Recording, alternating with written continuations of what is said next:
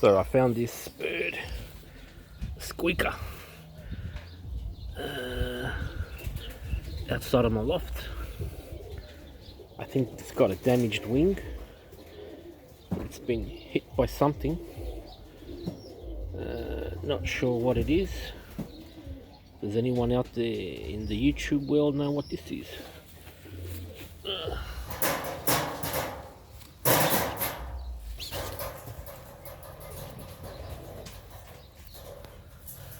I don't know.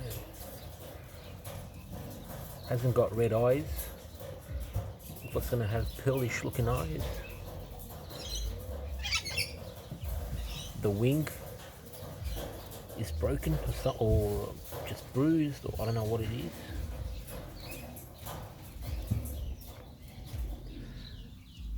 So we're gonna get it healthy. If it flies, it flies.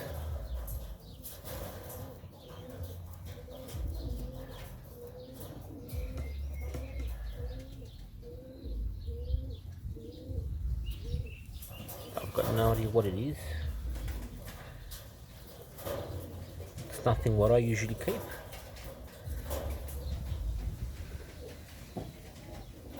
Very young. Good size for a young bird. But no idea what it is.